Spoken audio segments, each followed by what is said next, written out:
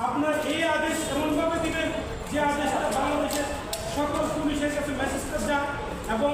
এই আদালতের উপর নির্ভর করে এই মেসেজের উপর নির্ভর করে পুলিশ ডিপার্টমেন্টের পরবর্তী কার্যক্রম যাতে এই ধরনের আর বেপরোয়া কার্যক্রম না করে উচ্চ আদালতের আদেশকে তোয়াক্কা করে ছিঁড়ে ফেলে দিয়ে আসামিকে গ্রেপ্তার করে এবং অন্য মামলায় সন্ধান করে এবং সিডব্লিউ বলে জেল হাজতে প্রেরণ করে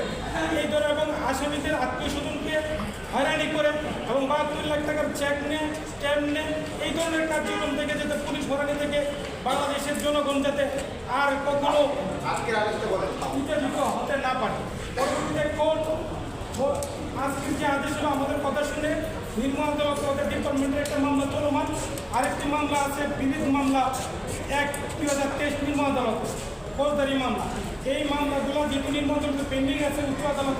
উচ্চ আদালতের রুল দিয়ে আজকে ডিসপোজাল করছে নিম্ন আদালতের যে মামলা আছে এটা চলবে এবং ডিপার্টমেন্টের যে সব মামলা আছে প্রসিডিংগুলো আছে এগুলো চলবে এবং আদালতে কিছু অবজারভেশন দিবে এই অবজারভেশন পূর্ণাঙ্গ রায়ে আমরা জানতে পারবো। পূর্ণাঙ্গ যখন রায়টা হবে রায়ের মাধ্যমে আমরা এটা জানতে পারবো যে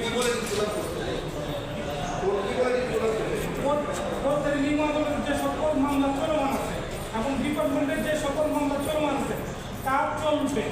এই বলে কোর্ট ডিসপোজাল করে